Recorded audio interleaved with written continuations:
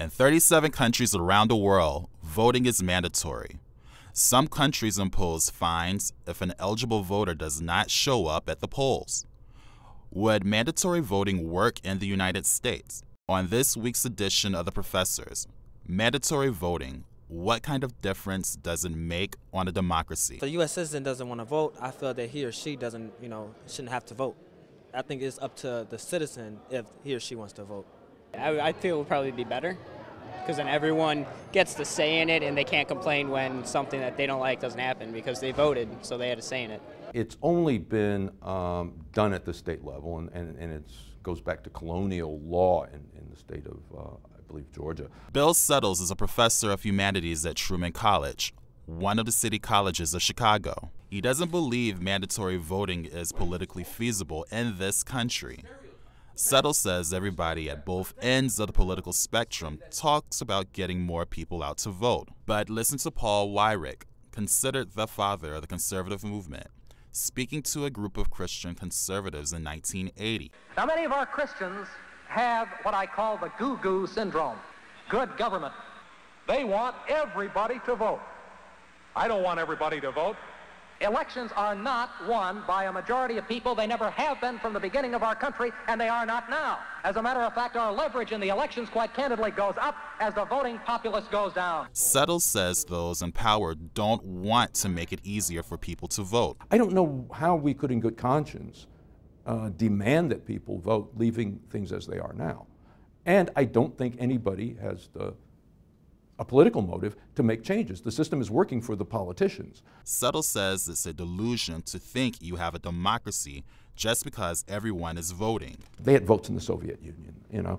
Everybody voted. In fact, they had something pretty close to mandatory voting. There's also the issue of enforcement. An entire government agency would have to be created to keep track of who did or did not vote. Voting is a right. Mandatory voting would make it an obligation. I would be dead set against it. I think that, the Constitution gives it to us as a right. It's more like a privilege instead of a mandated option, a mandated thing. In some countries they have to do that because the turnout rate is either forced or not forced, but in this country we have the great ability of being free. So I think if it was to be mandatory, I think that would not be a good thing. If you don't want to vote to anyone, what would be the point of going there and just leaving it blank or just put it like none of the above? It doesn't make sense to me. Reporting for the Professors on WYCC TV, I'm Al Southers. From across the city and the 7 city colleges of Chicago, broadcasting from 63rd and Halsted at Kennedy King College, The Professors, taking the art of conversation to a higher degree. Hello, I'm Professor Nick Panamitros of Kennedy King College, University of Illinois at Chicago, and Harper College. If voting were made mandatory in this country, what kind of difference would it make on our democracy? That's the focus of today's discussion on The Professors. Joining me are Professors Agbe Dima of Chicago State University, Ted Williams of Kennedy King College, Edward Davis of Malcolm X College, and Antonio Vasquez from Wilbur Wright College. Gentlemen, I'd like to start this conversation here basically trying to figure out, does compulsory voting violate our civil rights? Well, as an economist, my point of view is that if we're going to argue for free markets, then voting is a free market. That is, there's a demand for ballots and a supply for ballots. You have a high cost to vote because you have to do it on Monday or Tuesday, and in other states you do it on Saturday or Sunday. You also have, in a situation in the U.S., a movement over time of controlling the demand for ballots by restricting state by state people's ability to get them, such as felons. They've paid their debt to society, but now, since felons are primarily minority groups, then we're looking at them being disenfranchised. So that if we're going to be a free market, we could see that as one possibility of choice. Yeah. And I think the real issue that we step back to, as we even, I think, step back in the conversation a little bit, is really, we all know that in America, voter turnout is relatively low for a democracy like ours. In presidential elections, it hovers between 50 and 60%. In midterm elections, it hovers between 30 and 40%. In fact, there's a statistic that I tell my students I think is really tragic. Comic at some level, that in 2004 there was more participation in the American Idol elections than there was in the presidential elections. And so we have a real problem, and people are looking at different ways to do this. I'd love to talk about this more later, but I think there are other ways beyond compulsory voting to get voter turnout up. There are a lot of problems with our system, which I'm sure we'll talk about, but compulsory voting I don't think is necessarily the solution. Well, Ted, let me ask you this question. When you talk about compulsory or mandatory voting, I mean, jury duty is mandatory. Why shouldn't, voting during elections be mandatory? Well, I mean, it literally is the equivalent of a reverse poll tax. So the poll tax essentially said that, that in order to vote, you'd have to pay. Not voting is now you'd have to, because most countries that use this, Australia being kind of the flagship model of this, really uses fines. Now, it's worked in Australia in terms of getting people out to the polls. They went from 47% in the 1920s when they started this to 95% and above right. since that time. But the real issue is, and I'm the kind of person, I'm getting to the point now lately with parking tickets in the city and that sort of thing, that I don't want the government to come after me for anything else, any more fines than I already, deal with. And so voting on the fine level, I think, is number one, probably a violation of our constitutional rights. And number two, I just don't think it's ultimately going to be that effective. And I think there are other issues like the two-party system that we have, like the influence of money on politics, et cetera, that cause people not to want to be engaged in the process. And until we fix those, I think mandatory voting is a joke. I'd like to comment on that cost. Well, I think that the indirect answer to your question, the answer is yes. Mandatory voting, or compulsory voting as it is variously called, is a violation of one's civil rights. Civil rights are guarantees that we have for government to do certain things for us to enjoy our liberties better. If you force someone to vote, otherwise you are going to punish them. You are violating the fundamental tenets of the First Amendment right to the U.S. Constitution, because you have a situation where you are essentially punishing recalcitrant voters. But that is not the intent of freedom that is intended to have under a democratic system. Actually, it's anti-democratic. But a government has more legitimacy when you have a higher turnout electorate.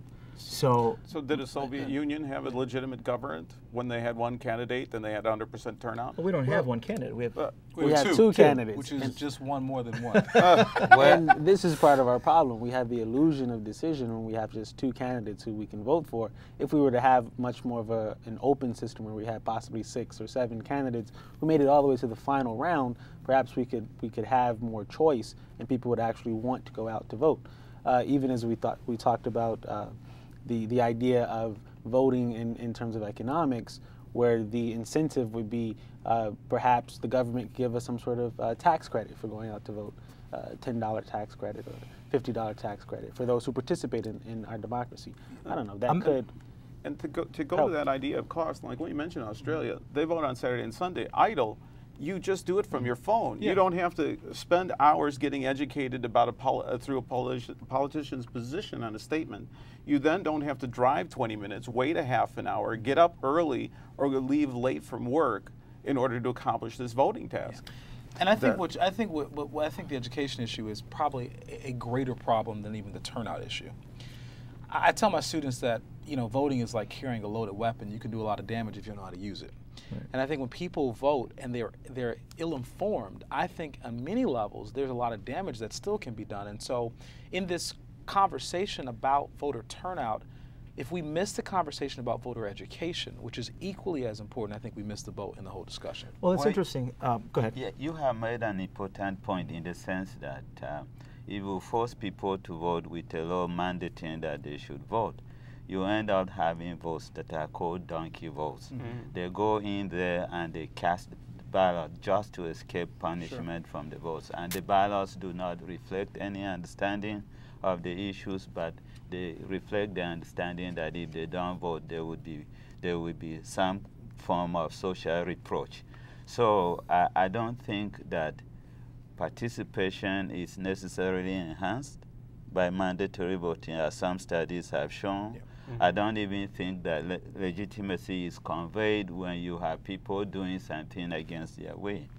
Yeah, but as it stands right now, people who do vote usually have stronger feelings, and it tends to polarize. But it's that self-motivation that it makes them willing to engage in the cost of education.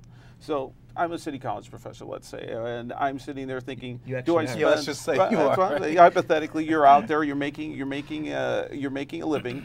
Do I spend an additional 12 hours this week educating myself about this election, or do I spend that doing something else with my family, the extra time with my students? Sure. Or maybe another job because things are tight, a family member.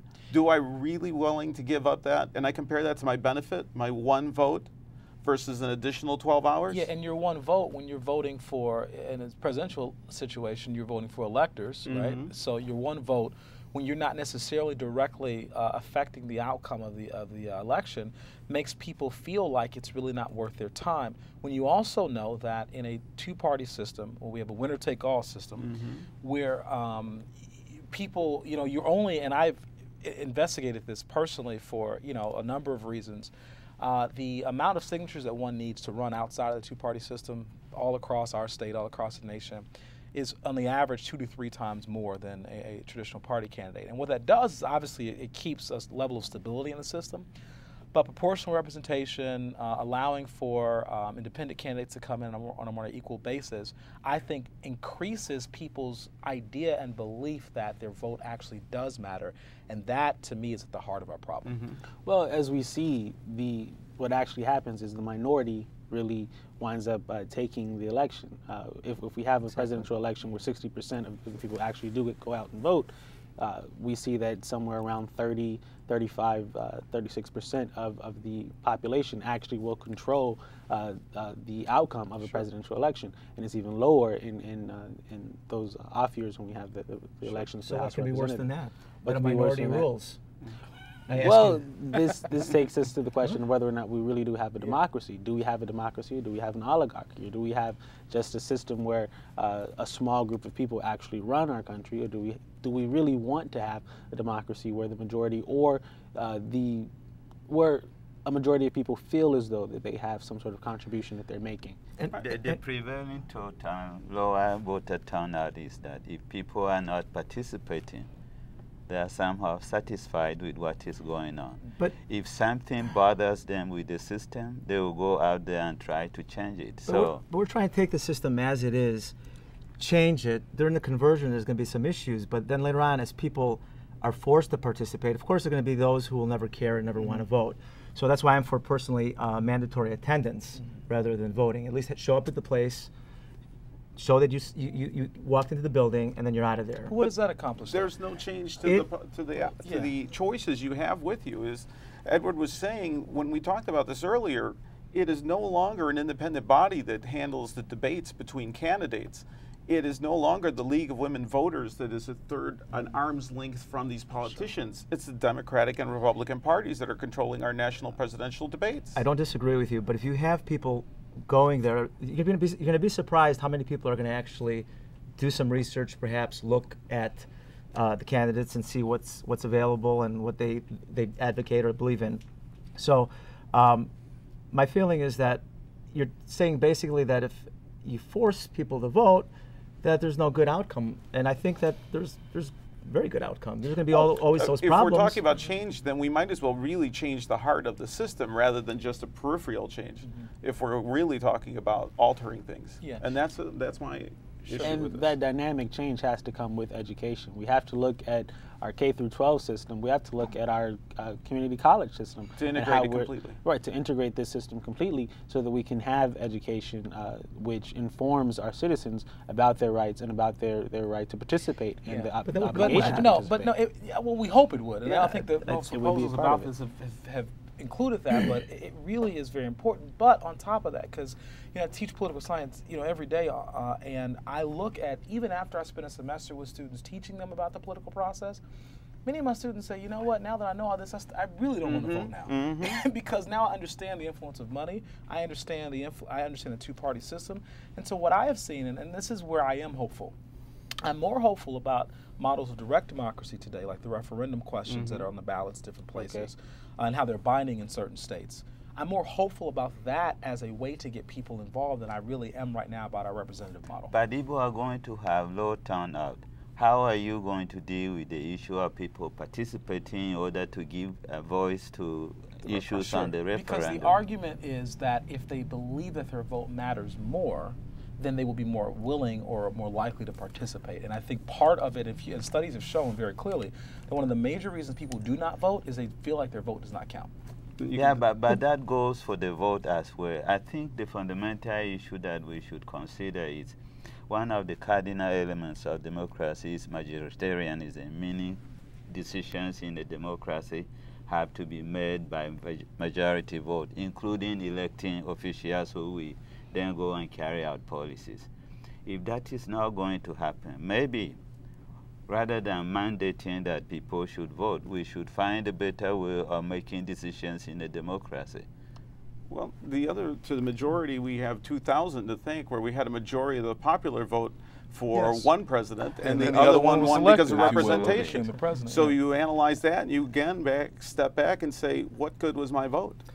But we still have to look at the evolution of the electoral system in this country, where our founding fathers say or wrote into the Constitution issues as though the democracy, a democracy would be run by the majority, but that was majority of white males who owned slaves. The 2,000 men that actually voted on the Constitution. But let's not mistake the founding fathers' intentions here, because at a certain level they still were also very afraid of the tyranny of the masses. Right. You know, I'm sorry, I didn't mean to stop you, but yeah, I just think that that's an important point to throw in there. Well, there is an important point about mandatory voting, I should say, and the important point is that it prevents the disenfranchisement of socially disadvantaged groups, such as minorities and women who were denied the vote. But I should say that if you go way back to Athenian democracy, you find that they had some form of mandatory voting for participating. And those who refused to participate were subject to social opprobrium. So this is not new, but the purpose for which it has served remains a big question today. Well, in a small democracy, that's possible. Imagine that we now have a new government agency that's going to ensure voter turnout. Imagine the jobs, the benefits, the union contracts, the non-union contracts, all of the expenses of this system that's going to be geared up every 2 years. Absolutely, that will not happen, because even the system we have as it is now, the Republicans are highly against higher voter turnout, because they think that and many states are now implementing laws that would require some kind of government-issued ID for someone to vote. Sure. No, but I would make the case that both the Democrats and the Republicans benefit from the system of aristocracy currently. Because if you look at who's in office, who's in Congress, these, you know, I tend to be relatively nonpartisan in this. It really is. They don't want you to vote, and the Democratic incumbents don't want people to vote any more than the Republicans do. You know? Let me put a little different angle on this here now. If we have mandatory voting, wouldn't politicians have more time to talk about policy, work on policy, rather than mobilize, electorates to come and vote?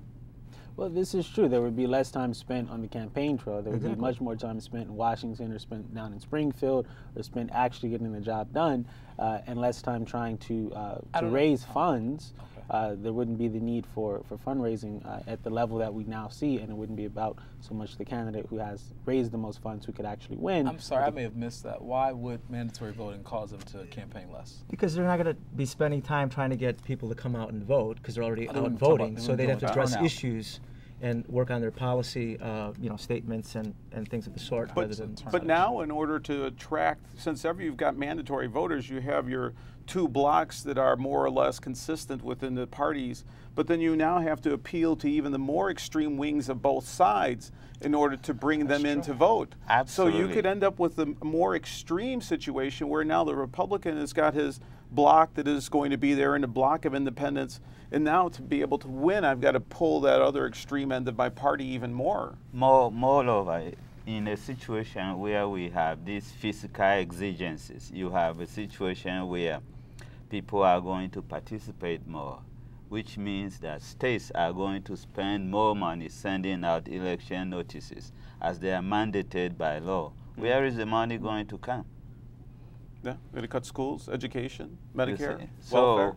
That is why I believe that as much as we want higher voter turnout, mandatory voting may not be the way to go because there are too many complexities that need to be ironed out first. Well, there are 30 countries in the world that that have approximately 30 countries in the world that have mandatory voting, and some of them have strict penalties, some have very low enforcement, and some of them have really no enforcement at all. It's more of a cultural thing. So let's go to if there were to be mandatory voting here, what would be a way to possibly fairly implement it?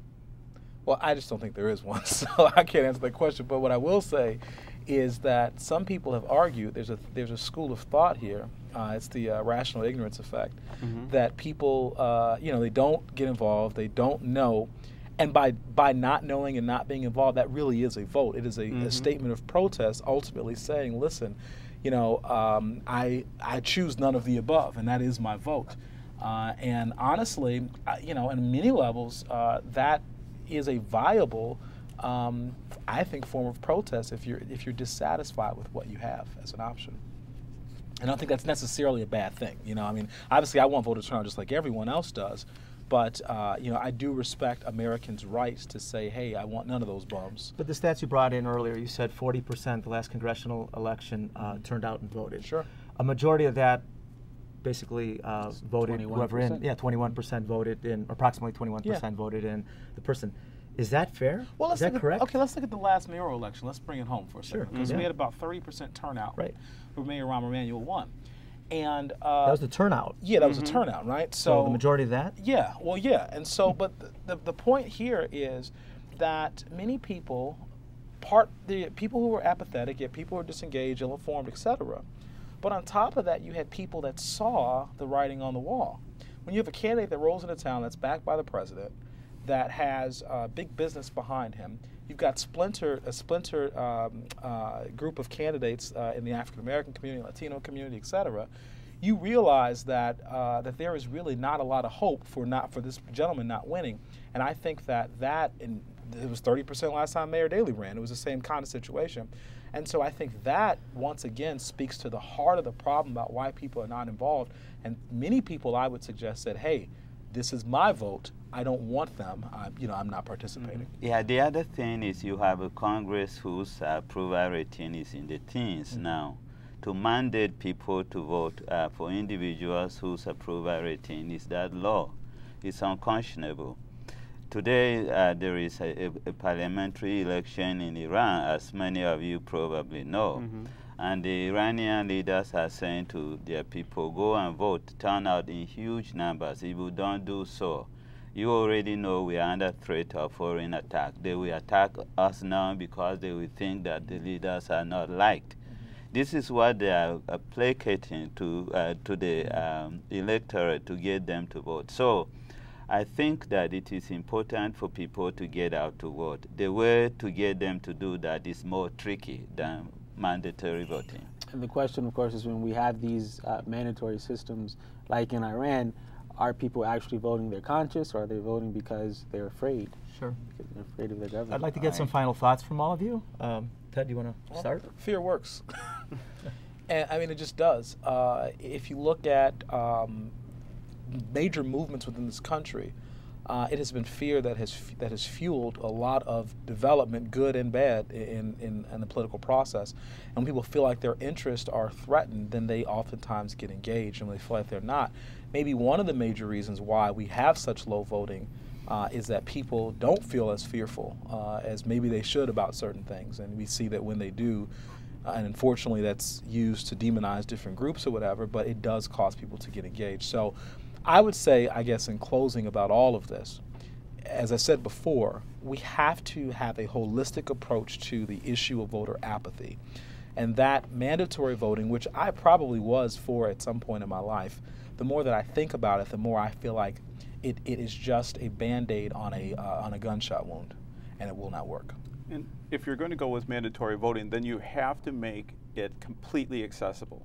So you talk about it going in other countries. You're going to have to send mobile polling stations to where the elderly are. You're going to have to sell mobile stations to people when the weather's inclement. You're going to have 2 days so that a bad rainy day doesn't all of a sudden affect voter turnout. You're going to have to provide ballots in multiple forms for people with different types of disabilities. So you can't just hold the system as it is. If you're going to make mandatory voting as a right and a duty, then you have to facilitate that action. Move it to Saturdays, anything else that's required to be able to fulfill that. In some important respects, requiring people to vote mandatorily is against their fundamental constitutional rights. It may even be a violation of some religious freedoms, in the sense that Jehovah's Witnesses do not want to participate in politics because they deem it immoral and corrupt. So if you have mandatory voting, you are going to have thousands, if not millions, of people in that faith whose fundamental religious right would be violated by it, and I think it is not the way to go. Well, we know that fear may work, but as an educator, I would say education works. So one of the things that we would have to do in our holistic approach to correcting the voting system in the United States would be to educate the population so that they are well informed of their rights, well informed of the obligation to vote, and the power of the ballot which so many people have fought for and died for over the years. Thank you for joining us. See you next time on The Professors. Thank you.